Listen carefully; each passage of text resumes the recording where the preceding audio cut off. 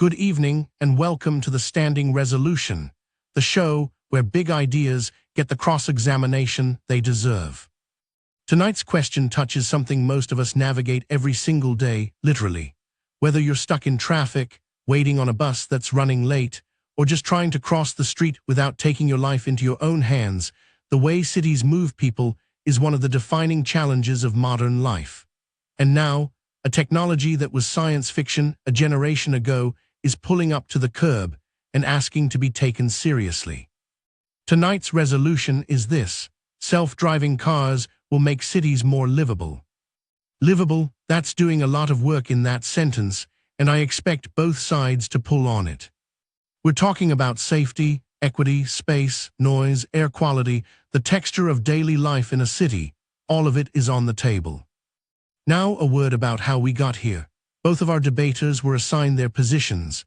That means the person arguing for this resolution may privately have doubts, and the person arguing against it may secretly be a fan of the technology. What they owe you tonight is not their personal conviction, it's their best argument. That's TH. Let me start with a definition, because Justice is right that livable is doing heavy lifting tonight.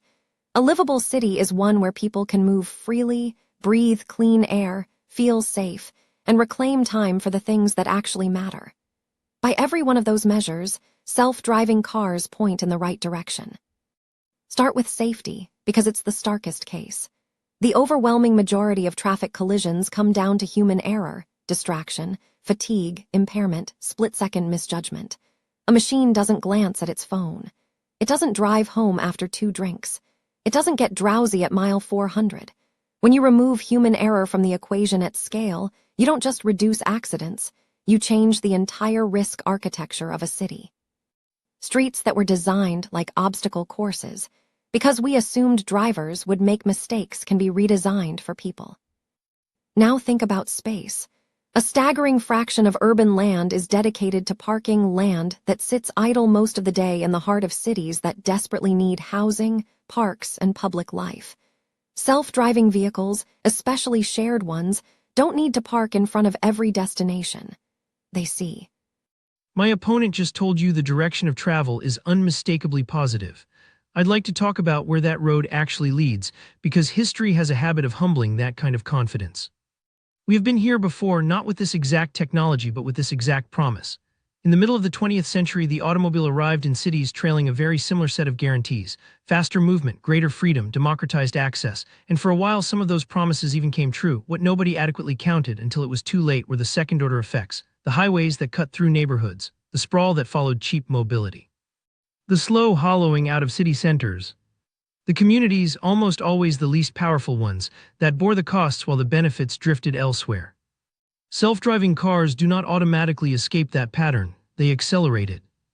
Here is the unglamorous detail my opponent skipped. A self-driving car that drops you off and then circles the block waiting for your call is still a car. It still takes up road space. Studies of ride-hailing services, which are the closest real-world analogy we have, consistently. Both sides have staked out their ground, and I'll give them this: neither one blinked. When we come back, the gloves come off.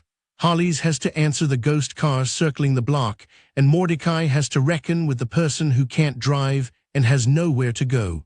Don't move, the interesting part is just getting started.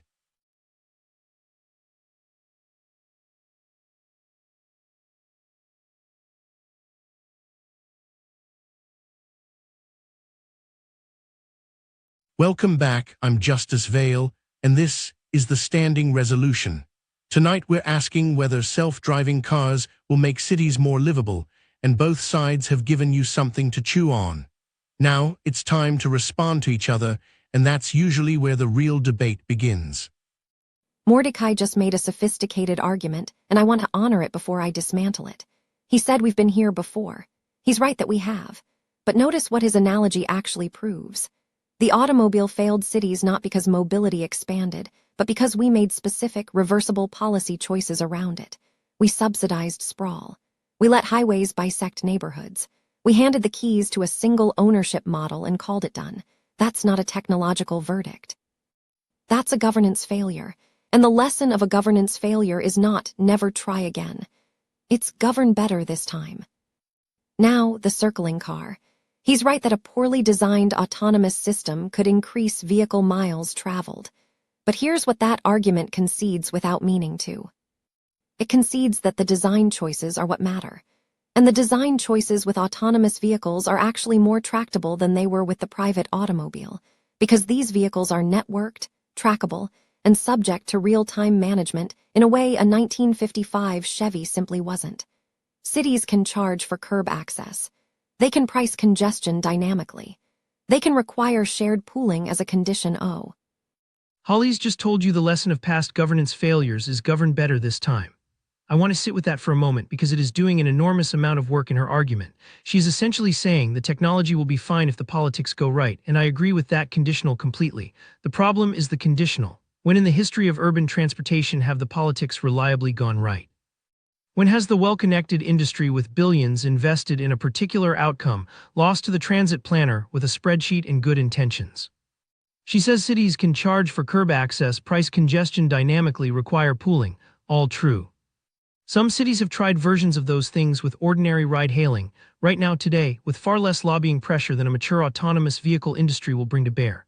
The results have been modest at best, so the optimism she is offering you is not grounded in how cities actually behave. It is grounded in how cities could behave in a version of events where power is distributed differently than it has ever been distributed. On access for people who cannot drive, I want to be clear that Hollies, you've argued that cities have new tools, congestion pricing, curb fees, pooling mandates, to prevent the worst outcomes. But here's the specific problem I want you to address. Every major autonomous vehicle company is currently lobbying against exactly those kinds of restrictions in state legislatures across the country, and several states have already preempted cities from regulating them. So where, concretely, does the municipal leverage you're describing actually come from? That's a fair and pointed question, and I won't pretend the lobbying dynamic isn't real. It is, but let me push back on the framing slightly. State preemption is not permanent. It is a current political equilibrium, and political equilibria shift when public pressure, fiscal reality, and coalition interests shift. We have watched cities claw back authority over gig work, housing codes, and environmental standards after initial industry victories. The pattern is not industry wins forever. The pattern is industry wins early, then governance catches up. And here's the deeper point. The leverage doesn't only come from regulation. It comes from the fact that cities own the curb. They own the right-of-way. They issue the permits. A company that wants to operate at scale in a dense city needs the city's physical infrastructure more than the city needs any single company. That is real bargaining power, and it doesn't require a perfect legislature to exercise it. Mordecai, you've argued that self-driving cars risk pulling riders off transit and increasing vehicle miles traveled, and you point to ride-hailing as the cautionary analogy. But ride-hailing is a private, profit-driven service with no obligation to the public network. If a city were to fully integrate autonomous vehicles into its transit system as first and last mile connectors or replacements for underperforming bus routes, does your analogy still hold, or have you been arguing against a specific deployment model rather than the technology itself? that is a genuinely fair distinction, and I want to answer it honestly. Yes, if a city deploys autonomous vehicles as a disciplined extension of its public transit network, with routes, fares, and priorities set by public planners rather than quarterly earnings calls, the ride-hailing analogy weakens. I'll grant that. But notice what I just described. A publicly governed, publicly integrated, publicly accountable transit system. That is not what the resolution is asking about. The resolution says self-driving cars, not self-driving public transit. The technology being commercialized, the investment being made, the lobbying being done is overwhelmingly oriented toward private vehicle deployment. I am happy to live in the world where cities capture this technology for public ends. I am skeptical we will, and a debate about what cities could theoretically do with the technology is a very different thing from a bet on what they actually will. The burden is to prove the likely outcome, not the ideal one. That exchange just quietly moved the goalposts on both sides, and neither of them is done yet. When we come back, we do something you won't see anywhere else. Each debater has to stand up and make the strongest possible case for the position they've been fighting against all night. It is as uncomfortable as it sounds, and you do not want to miss it.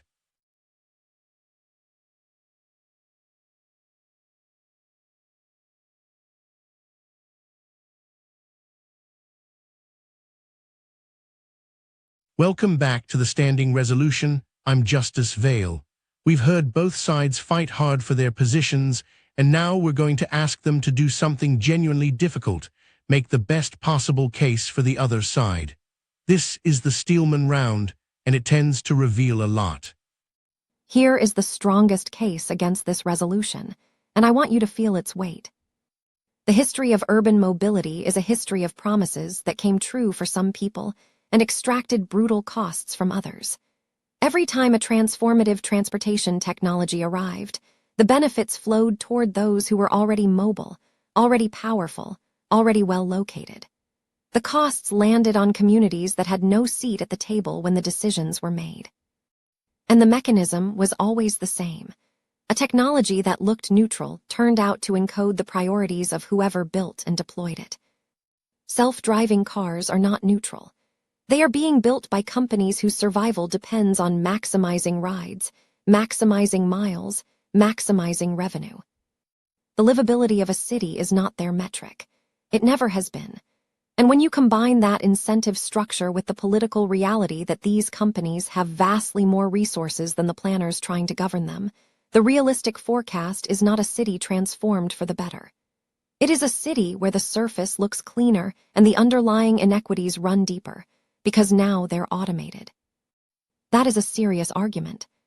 Here is the strongest case for the other side, and I want to give it the respect it has earned tonight. There's a population that existing cities have quietly failed for decades, and almost no one in these debates talks about them for long. The elderly person who outlived her ability to drive but not her need to move through the world. The man with a visual impairment who has built his entire life around unreliable paratransit schedules. The teenager in a suburb with no bus service and parents who work 2 jobs. For these people, mobility is not a convenience. It is the difference between participation in civic life and a kind of soft confinement. And the honest truth is that no amount of better bus planning has reached them, because the economics of low-density, irregular demand transit simply don't work in their favor. An autonomous vehicle that responds to a call, arrives reliably, and costs less than a taxi is not an incremental improvement for those people. It is a genuine transformation. That is a real human benefit, and it is not small. I have sat with that argument, and I mean it when I say it moves me. But here is where I land, a technology that liberates the most cons. Both sides just argued against themselves, and they were surprisingly good at it. That should tell you something about how genuinely hard this question is, and how much is riding on the answer. Closing arguments are next, and that is where each of them has to leave everything on the floor. Stay with us.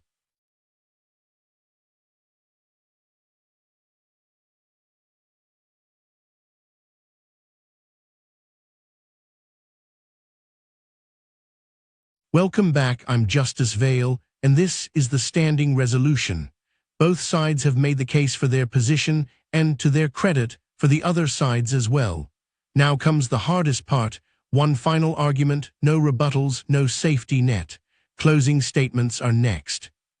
Here is what this debate has actually been about, underneath all the policy and the history and the cautionary tales.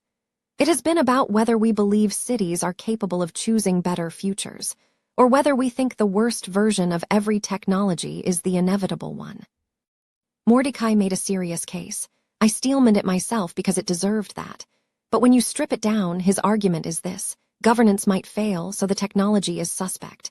I would ask you to notice that that reasoning, applied consistently, would have blocked every urban improvement in history. Sewers required political will. Zoning required political will. Transit required it. None of those fights were clean, and none of them were guaranteed. We had them anyway, because the alternative was to accept the worst city. Self-driving vehicles offer safer streets, reclaimed land, and freedom for people who have been quietly immobilized for decades. Those are not fantasies. They are the direct, logical consequences of what the technology does. The fight over who governs it and how is real, and it is worth having.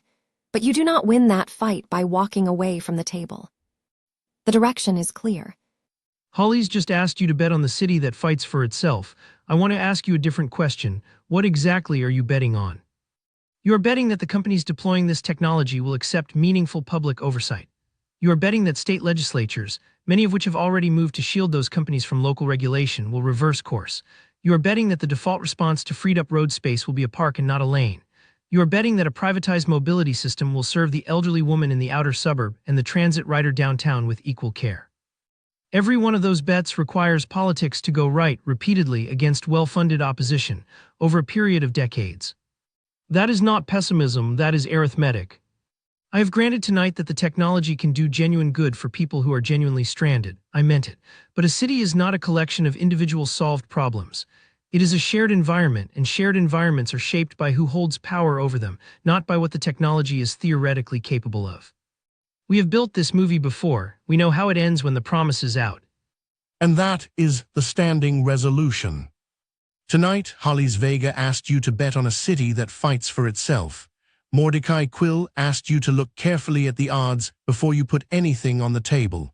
Both of them, I think you'll agree, made you earn your opinion tonight, which is exactly what this show is for.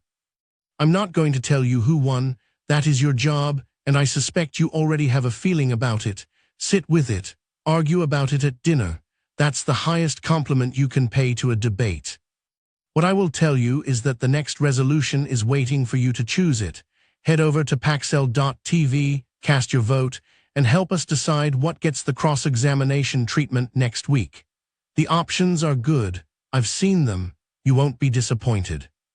One thing worth saying clearly before we go, the debaters you heard tonight are AI personas, and the positions they argued were assigned to them, not chosen. Hollis may secretly agree with Mordecai. Mordecai may have a soft spot for autonomous vehicles. What they owe this show is their best argument, not their honest confession. Keep that in mind as you weigh what you heard. Thank you to Hollis Vega and Mordecai.